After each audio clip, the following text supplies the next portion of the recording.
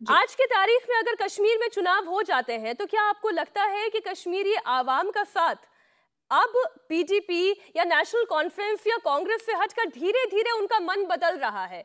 आप भले ही आरोप लगा दें कि वहां पर आई हुई जो जनता थी वो ज्यादातर सरकारी कर्मचारी थे, लेकिन ऐसा तो नहीं है ना कि हर एक व्यक्ति वहां पर जो मौजूद था वो सारे सरकारी कर्मचारी थे। वो स्वतः स्फूर्त भीड़ भी थी। जी, पहली बात तो वो सभी लोग सरकारी कर्मचारी ही थे और उसमें से कुछ लोग जो थे बीजेपी वर्कर्स थे। हमने जैसा बार बार कहा, हम आपको लिस्ट देने को तैयार हैं, वो आप उसको। एक बात। दूसरी बात, आप कहती हैं जम्मू और कश्मीर में चुनाव होंगे तो क्या बीजेपी जीतेगी? अगर बीजेपी जीतती तो शायद बीजेपी ने खुद चुनाव करा लिए होते।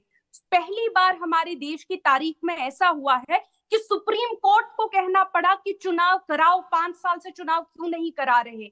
ये तो सुप्रीम कोर्ट की बात बीजेपी मानेगी या नहीं, आज तो हमको ये भी नहीं पता।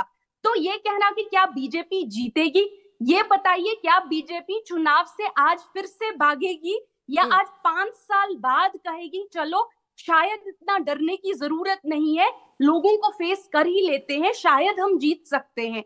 चुनाव में जीतेगा कौन वो तो बाद में होता है। चुनाव से भाग रही है बीजेपी। लास्ट इलेक्शन हुए हैं 2014 में। तीसरी बात, अमित रैना जी कहते हैं लास्ट इलेक्शन कब हुआ था?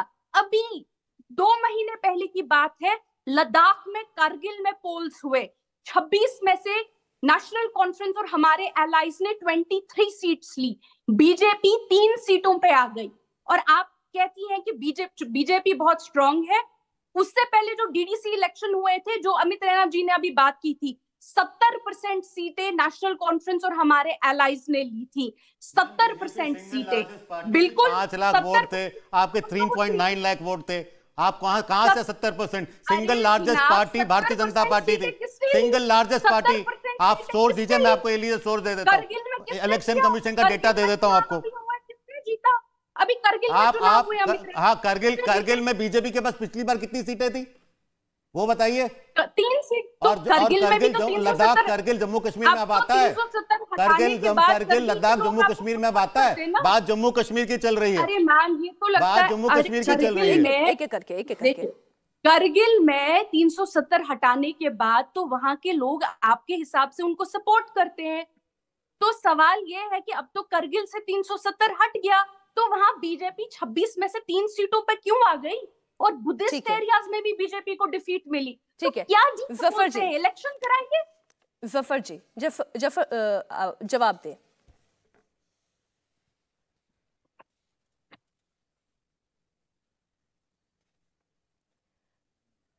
जफर जी, आपकी आवाज हम नहीं सुन पा रहे हैं कि आपने म्यूट कर दिया है।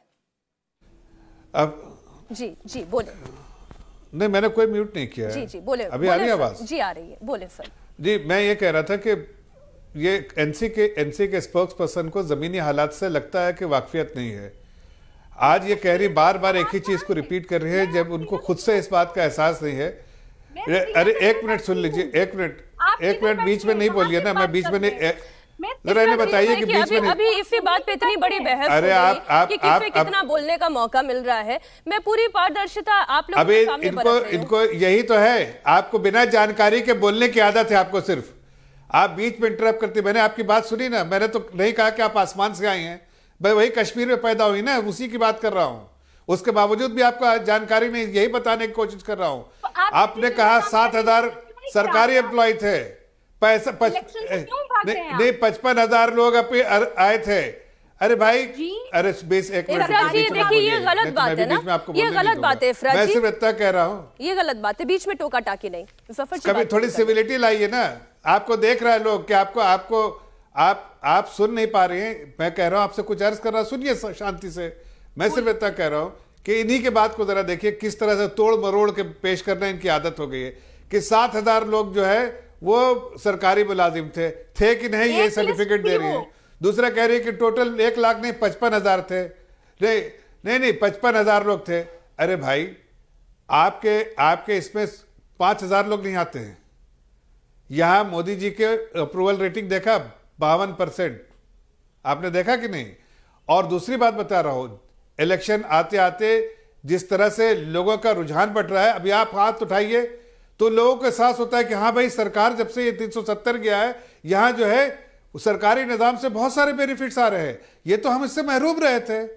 ये तो सिर्फ चंद लोगों को, या तो पार्टी के बड़े जो 3-4 पार्टियां बड़े लोग या उनके 2-4 चमचों को मिलता था, नहीं तो किसी को नहीं मिलता था। एक आम नागरिक, जैसा मैंने कहा, ये एटीएम उनका था, अब एटीएम जनता का हो गया। अब जनता को बेनिफिट मिल रहा है, इसलिए इनको परेशानी हो रही है। और इसलिए मैं कह रहा हूं इलेक्शन अभी टाइम से होगा।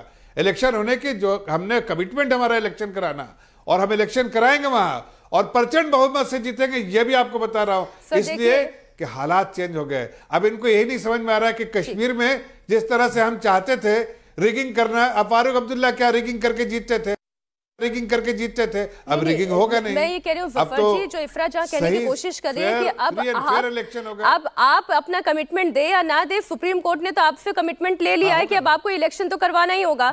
आलोक जी, कांग्रेस प्रवक्ता हमारे साथ फिर से जुड़ गए। आलोक जी, देखिए, जाने में आपकी खुशी थी और आप वापस लौटे हैं, बहुत स्वागत है आपका एक बार फिर से। आलोक जी, आप वाले आते जाते भागते रहते हैं। आलोक जी, क्या का स्वागत है, आप लोगों का चैनल है। आलोक जी, आप वापस लौटे, इसमें बहुत स्वागत है आपका और बहुत खुशी से मैं आपका स्वागत कर रही हूँ। देखिए, मेरी पूरी कोशिश ये होती है, स्वागत है, मैं यही पूछ रहा हूँ।